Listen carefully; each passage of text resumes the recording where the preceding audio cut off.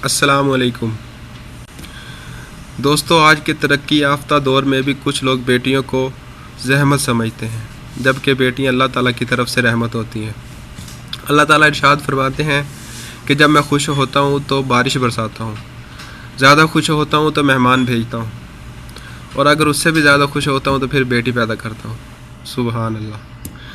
دوستو، آج آپ کو اسی سے متعلق ایک قصہ سنانے جا رہا ہوں اور امید کرتا ہوں کہ آپ کو قصہ پسند آئے گا۔ قصہ شروع کرنے سے پہلے آپ دوستوں سے درخواست ہے کہ جن دوستوں نے ابھی تک میرا چینل سبسکرائب نہیں کیا وہ میرا چینل سبسکرائب کر لیں اور بیل والے بٹن کو پریس کر دیں تاکہ ہر آنے والی ویڈیو آپ کو سب سے پہلے مل سکے۔ ایک شخص ڈاکٹر کے پاس گیا اور ڈاکٹر صاحب کو کہتا ہے کہ ڈاکٹر صاحب، اگر اس بار بھی میرے گھر بیٹا پیدا نہ ہوا تو میری نسل آگے کبھی نہیں چل سکے گی۔ ڈاکٹر نے اس سے پوچھا کہ یہ نسل آگے چلنا کیا ہوتا ہے؟ کیا تمہاری جینز کا اگلی نسل میں ٹرانسفر ہونا ہی آگے نسل چلنا ہے؟ تو وہ شخص کہنے لگا، ڈاکٹر صاحب، ہمارے مرنے کے بعد کوئی ہمارا نام لینے والا بھی تو ہونا چاہیے نا۔ ڈاکٹر صاحب نے اس سے پوچھا کہ آپ کے پردادا جی کا کیا نام ہے؟ تو وہ شخص پریشان ہو گیا اور ہم نم کرنے لگا۔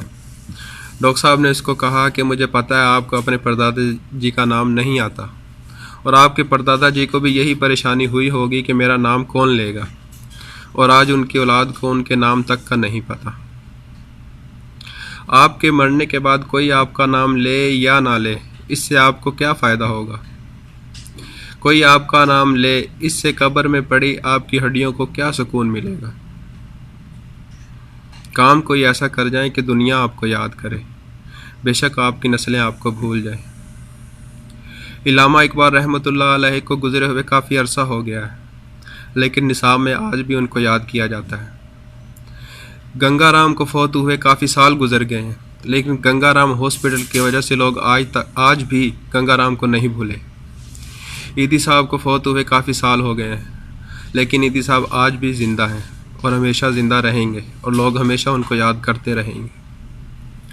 اور اگر ہم غور و فکر کریں تو اس کائنات کی سب سے محبوب ترین ہستی حضرت محمد صلی اللہ علیہ وآلہ وسلم کی حیات طیبہ پر اور ان کی آل مبارک پر کہ ان کو اللہ تعالیٰ نے بیٹے عطا کیے اور واپس لے لیے، اور ایک بیٹی سے رہتی دنیا تک پوری دنیا میں آپ صلی اللہ علیہ وآلہ وسلم کی نسل کو پھیلا دیا۔ بیٹے نعمت ہوتے ہیں اور نعمتوں کا حساب لیا جائے گا، بیٹیاں رحمت ہوتی ہیں اور رحمتوں کا کوئی حساب نہیں۔ شکریہ۔